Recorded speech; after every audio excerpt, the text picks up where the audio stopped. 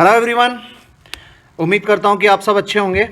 तो आज के इस लेक्चर में हम बात करेंगे ट्रिग्नोमेट्री के बारे में। और ट्रिग्नोमेट्री के बहुत ज़्यादा रियल लाइफ यूजेज हैं। ऐसा नहीं है कि हम जो भी जेईई में सिलेबस पढ़ते हैं उसके कोई रियल लाइफ यूजेज नहीं है। तो ट्रिग्नोमेट्री रियल लाइफ में बहुत जगह पे यूज़ होती है और बहुत सारे मशीन सिस्टम्स के अंदर एंड कैलकुलेशंस के अंदर, even in times of computer programming building, trigonometric functions are very very useful. Okay, but उसके बारे में कभी और बात करेंगे। एज ऑफ नाउ हम जेई की बात कर रहे हैं, तो जेई के अंदर ट्रिग्नोमेट्री जो है वो बहुत ही इंपॉर्टेंट एज अ चैप्टर है। हो सकता है कि बहुत ज़्यादा सवाल डायरेक्ट ट्रिग्नोमेट्री पे ना आए, लेकिन और सवालों में या कैलकुलस के अंदर या फिर कोऑर्डिनेट ज्योमेट्री के अंदर हमें ट्रिग्नोमेट्री की बहुत ज़्यादा ज़रूरत पड़ती है। ओके, तो स्टार्ट करते हैं बिल्कुल बेसिक से। सो पहली चीज़ जो हमें जानने की ज़रूरत है ट्रिग्नोमेट्री के बारे में, वो हमें जानना है कि एंगल क्या होता है। ओके, तो सपोज हमारे पास दो लाइन है जो कि एक पॉइंट पे मिलती हैं। सपोज ये एक लाइन है और ये एक लाइन है। तो एंगल क्या होता है कि इस पॉइंट से लेकर के या इस लाइन से इस लाइन तक जाने के लिए जितना रोटेशन अलाउड है या जितना रोटेशन ज़रूरत है, उस रोटेशन को मेजर करते हैं अपन, या उस रोटेशन को अपन बोलते हैं एक एंगल। तो एंगल क्या है? एंगल एक तरह का रोटेशन है या मेजर ऑफ रोटेशन है। ठीक है, अब जब मेजर की अपन बात करते हैं तो हमें कोई ना कोई पर्टिकुलर प्रॉपर डेफिनेशन डिफाइन करनी पड़ती है एंगल के लिए। जैसे कि अगर हम बोलें कि 1 मीटर लेंथ की कोई रॉड है तो हमें एक मेजर डिफाइन की है वो मीटर की। ओके, तो एंगल क्या है? तो हम एंगल को डिफाइन करने के लिए मान लीजिए कि हमने एक सर्कुलर आर्क लिया और हमने बोल दिया कि सपोज करिए ये कोई सर्कुलर आर्क है और ये इसका सेंटर है इस सर्कुलर आर्क का। ठीक है, ये एक पॉइंट है अपने पास A और ये एक पॉइंट है अपने पास B। ओके, और मान लीजिए कि ये पॉइंट है O। तो ये जो एंगल डिफाइन हमने किया थीटा, थीटा क्या होगा? Theta will be equals to length of arc AB upon radius of this circle, that is OA। ठीक है, सो इस तरह से हम थीटा डिफाइन करते हैं और ये जो वैल्यू निकल के आएगी length of arc AB upon OA, इसको हम डिफाइन करेंगे थीटा रेडियन से। ओके, तो हम बात करेंगे एंगल को मेजर करने की अलग अलग यूनिट्स क्या है। तो उसमें से सबसे जो इंपॉर्टेंट यूनिट है वो है रेडियन। ये हमारी एक स्टैंडर्ड यूनिट है। ओके, तो आई थिंक ये आपको क्लियर हो गया होगा कि थीटा क्या है। थीटा क्या है? एक सर्कुलर आर्क अगर AB है हमारे पास, तो ये जो रोटेशन हुआ OA से लेकर के OB तक का, वो रोटेशन को अपन एंगल बोलेंगे थीटा। और थीटा को डिफाइन कैसे करेंगे? Theta is defined as length of arc AB upon the radius of this circle. Okay, so I think ये चीज आपको क्लियर हो गई होगी कि एंगल थीटा कैसे मेजर करना है। अब हम बात करेंगे थीटा के different units of measurement. So हमारे पास as of now 3 important measurement units हैं थीटा के लिए, जिसमें से पहला है रेडियन सिस्टम,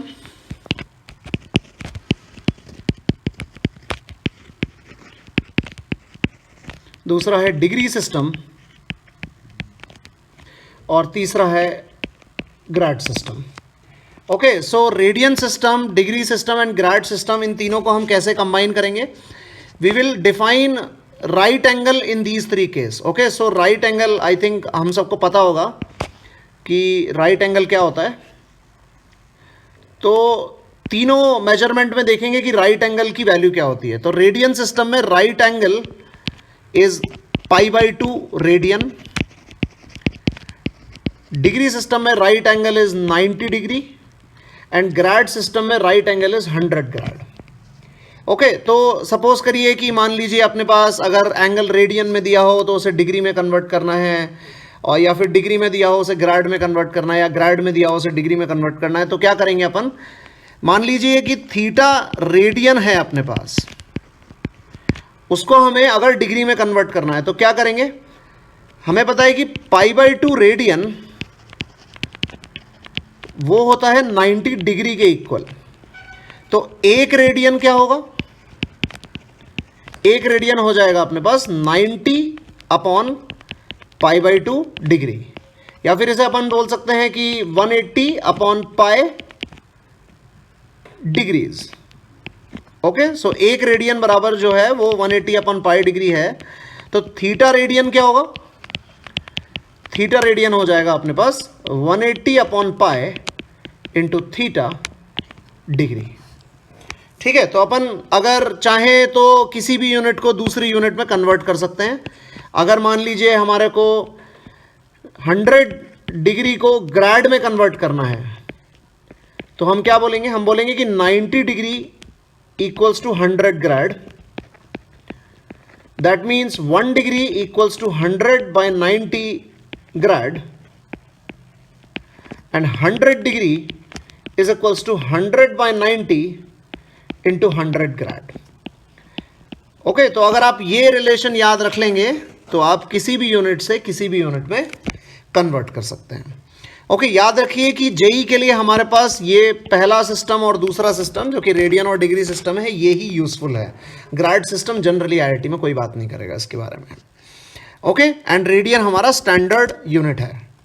ठीक है, तो आई थिंक ये चीज़ आपको क्लियर हो गई कि थीटा को मेजर कैसे करना है या फिर एक सिस्टम से दूसरे सिस्टम में कैसे कन्वर्ट करना है। मैं इसके ऊपर एक बेसिक सवाल डाल दूंगा अपने असाइनमेंट के अंदर। आई थिंक आप सब लोग उसे सॉल्व कर पाएंगे। अब आगे मूव करते हैं 2 इंपॉर्टेंट पॉइंट्स के ऊपर जो कि ये थीटा की डेफिनेशन के लिए बहुत ज़रूरी हैं। पहली चीज़ है हमारे सामने आर्क लेंथ। तो अगर सपोज करिए कि हमें कोई आर्क ऑफ सर्किल दी हुई है और हमें बोला गया है कि इस आर्क का लेंथ निकालना है अगर ये आर्क सेंटर पे थीटा एंगल बनाती है और इसका रेडियस आर है।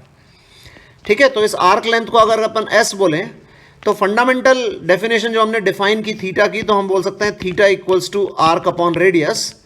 सो this implies that arc equals to arc length equals to r into theta. Okay, ये एक बहुत इंपॉर्टेंट चीज़ है। दूसरी चीज़ जो कि हमारे लिए बहुत ज़्यादा इंपॉर्टेंट है, एरिया ऑफ अ सेक्टर। तो मान लीजिए कि अपने को एक सर्कुलर आर्क दिया हुआ है और ये सर्कुलर आर्क सेंटर पे अगर थीटा एंगल सबटेंड कर रहा है और ये जो सर्किल कंप्लीट होता उसका रेडियस अगर आर है और हम इंटरेस्टेड हैं इस सेक्टर का एरिया निकालने में, ये जो एरिया मैंने शेडेड किया है इसका एरिया निकालने में इंटरेस्टेड हैं, तो ये एरिया क्या हो जाएगा? ये एरिया हो जाएगा half of r square into theta. ठीक है, ये 2 चीज़ें हमें जाननी बहुत ज़रूरी हैं और इन 2 चीज़ों के ऊपर काफ़ी सवाल भी बनाए जा सकते हैं। तो आई होप कि ये दोनों चीज़ें आपको याद रहेंगी। तो इसके ऊपर ज़रा 1-2 क्वेश्चन देख लेते हैं। सो इस प्रॉब्लम में हमें दिया हुआ है that if the perimeter of a certain sector is 10 units and the radius of the circle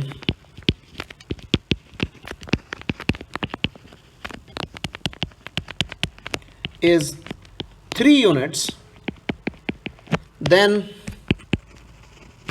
find the area of the sector. ठीक है, बहुत डायरेक्ट क्वेश्चन नहीं है, थोड़ा सा ट्विस्टेड है लेकिन इतना भी ज़्यादा कॉम्प्लिकेटेड नहीं है। तो एक बार को देखते हैं कि सवाल में दिया हुआ क्या है। तो हमें ये दिया हुआ है कि ये मान लीजिए कोई सेक्टर हमें दिया हुआ है और हमें बोला है कि इस सेक्टर का पेरीमीटर जो है वो 10 यूनिट का है। तो लेट्स से इन पॉइंट्स के नाम रखते हैं। इस पॉइंट का नाम है ओ, इस पॉइंट का नाम हमने रखा है ए और इस पॉइंट का नाम हमने रखा बी। ठीक है, तो इस सेक्टर ओ ए बी का हमें पेरीमीटर दिया हुआ है जो कि 10 यूनिट है और हमें रेडियस जो है वो दी हुई है 3 यूनिट। सो लेट्स से अभी के लिए उसे आर बोल देते हैं। तो हमें बताना है इस एरिया का सेक्टर, इस सेक्टर का एरिया क्या होगा। तो मान लीजिए कि ये एंगल हमने बोल दिया थीटा है। ठीक है, अब हम इसके पेरीमीटर के बारे में बात करते हैं। तो पेरीमीटर क्या होगा? Perimeter will be equals to ये ओ ए का length plus arc length A B plus O B का लेंथ, ठीक है। ये सेक्टर का पेरीमीटर क्या हो जाएगा, O A plus arc length A B plus O B, और ये हमें दिया हुआ है 10। सो 10 इक्वल्स टू ओ ए का लेंथ कितना है, r, arc length O B कितना है, आर थीटा, और sorry arc length A B कितना है, आर थीटा, और लेंथ ओ बी कितना है, again r. So we can say that 10 equals to 2r plus r theta, okay. और हमें r का वैल्यू कितना दिया हुआ है इस क्वेश्चन में, r का वैल्यू हमें दिया हुआ 3। So we can say that 10 equals to 6 plus 3 theta, okay. And we can say that 3 theta equals to 4, so theta equals to 4/3, okay. और ये कौन से मेजरमेंट यूनिट में आया, यह आया रेडियन में, ठीक है। अब हमको इस सेक्टर की रेडियस के बारे में मालूम है जो कि 3 यूनिट है, और इस सेक्टर के एंगल के बारे में मालूम है जो कि 4/3 रेडियन है, और हमें एरिया निकालना है। तो हम क्या बोल सकते हैं, area equals to half of r square into theta, which is equals to half of r square की वैल्यू हो जाएगी 9 और थीटा की वैल्यू हो जाएगी 4/3, okay. So we can say that this area is nothing but, इसको 2 times cancel कर सकते हैं, उसको 3 टाइम कैंसिल कर सकते हैं। So sector area is 6 unit square, ठीक है, whatever is the unit given over here, ठीक है।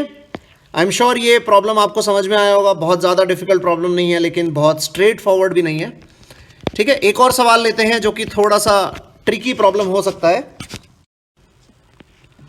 तो मान लेते हैं कि हमें एक रेगुलर हेक्सागन दिया हुआ है, और ये रेगुलर हेक्सागन में हम कुछ सर्किल प्लेस कर रहे हैं। पहला सर्किल कुछ इस तरह से है, और दूसरा सर्किल जो है वो इस सर्किल को टेंजेंशियल है, और उसका सेंटर जो है वो वर्टेक्स है रेगुलर हेक्सागन का, ठीक है। आई थिंक ये बहुत परफेक्ट डायग्राम नहीं है, बट शायद आप समझ पाएंगे। इस तरह से हमने तीसरा सर्किल प्लेस किया। ये सारे सर्किल आपस में, हर एक सर्किल जो है वो 2 सर्किल को टेंजेंशियल है, और चौथा सर्किल हमने इस तरह से प्लेस किया। सिमिलरली ये हमारे पास एक 5वां सर्किल है, और ये हमारे पास एक, मान लीजिए कि 6ठा सर्किल है, ठीक है। तो इस तरह से हमने 6 सर्किल प्लेस किए, और हर एक सर्किल रेगुलर हेक्सागन का वर्टेक्स हर एक सर्किल का सेंटर है, ओके। सो हमें जो है इस शेडेड एरिया का इस शेडेड रीजन का एरिया बताना है, given that the radius of this circle is of length a unit, ठीक है। तो इस सवाल को हम कैसे सॉल्व करेंगे, हम सीधे सीधे ये बोल सकते हैं कि अगर हम ये सर्किल के सेंटर से हेक्सागन के सेंटर को ज्वाइन करेंगे तो ये कुछ इस तरह का डायग्राम बनेगा। अब हम क्या करेंगे, हम इस वाले रीजन का एरिया निकालेंगे, और उसको कितने से मल्टीप्लाई कर देंगे, उसको हम मल्टीप्लाई कर देंगे 6 से, ठीक है। आई थिंक ये बात आपको समझ में आ गई होगी। क्यों? क्योंकि बाकी सारे जो भी रीजन्स बनेंगे, मैं अगर उसे ड्रॉ करके दिखाऊं तो आपको, तो मान लीजिए ये वाला जो रीजन बनेगा, या फिर ये वाला जो रीजन बनेगा, ये सब सिमेट्री से सेम एरिया के होंगे। तो अगर हम इस रीजन का एरिया निकाल दें तो हम बोल सकते हैं कि जो टोटल रीजन का एरिया हमें चाहिए वो 6 टाइम्स ऑफ दिस एरिया हो जाएगा, ठीक है। अब हम इस रीजन को एक्सप्लिसिटली अलग से प्लॉट करके देखते हैं। तो जैसे कि मान लीजिए कि ये हमारा पहला सर्किल था और ये हमारा दूसरा सर्किल था, ये दोनों एक दूसरे को टेंजेंट है, और ये इनके सेंटर को ज्वाइन करने वाली लाइन हो गई, और ये हमने हेक्सागन के सेंटर को ज्वाइन करा दिया, ठीक है। आई थिंक ये चीज़ क्लियर हो गई होगी। अब हमें ये पता है कि ये जो लेंथ है, ये लेंथ ए यूनिट की है, तो ये लेंथ भी ए यूनिट की हो जाएगी, ठीक है। तो ये जो टोटल लेंथ हो गई ये 2a यूनिट की हो गई। एक और बात हमें मालूम होनी चाहिए कि हेक्सागन का जो इंटरनल एंगल होता है वो कितना होता है, वो होता है 120 डिग्री। और कैसे पता कर सकते हैं ये, कि any internal angle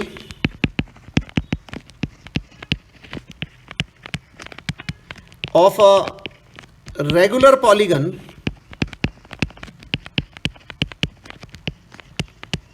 of side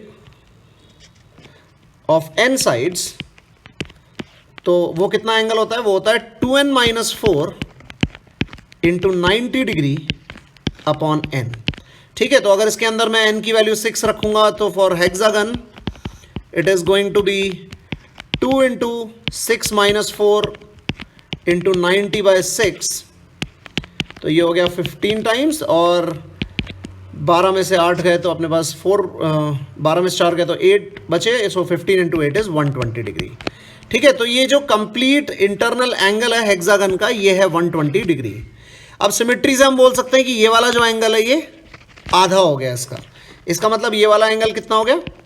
60 degree, और सिमिलरली ये वाला एंगल भी कितना हो गया? 60 डिग्री। ठीक है, तो अगर इस ट्राइंगल के दो एंगल 60 डिग्री हैं तो ऑटोमेटिकली तीसरा एंगल भी कितना हो गया? 60 डिग्री। दैट मीन्स ये ट्राइंगल एक इक्विलेटरल ट्राइंगल है। और अगर ये वाली लेंथ मान लीजिए ए बी, ये जो लेंथ है, ये लेंथ अगर 2a यूनिट की है तो OA और OB का जो लेंथ होगा वो भी 2a यूनिट का होगा। तो हम बोल सकते हैं एरिया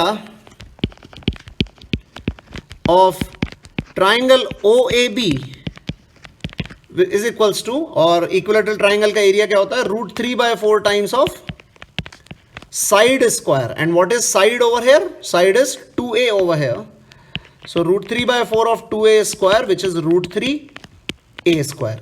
ये तो इस ट्राइंगल का एरिया हो गया OAB ट्राइंगल का। अब हम क्या करेंगे? इस एरिया में से ये वाला एरिया सब्सट्रैक्ट करेंगे, और ये जो एरिया है, लेट्स से इस पॉइंट को नाम दे देते हैं P और ये पॉइंट को नाम दे देते हैं Q। तो PQB ये एक सेक्टर एरिया है, और ये वाला जो सेक्टर एरिया होगा PRA, ये सेक्टर एरिया भी इस सेक्टर एरिया के साथ के जो एरिया होगा इनके इक्वल होंगे। तो हम बोल सकते हैं कि this area of PQB sector area is equals to half of R square, and R कितनी है इस केस में? A स्क्वायर, और थीटा कितना है? 60 डिग्री। बट याद रहे हमें थीटा किस में लिखना है? रेडियन में। तो क्या करें 60 डिग्री को रेडियन में कन्वर्ट करने के लिए?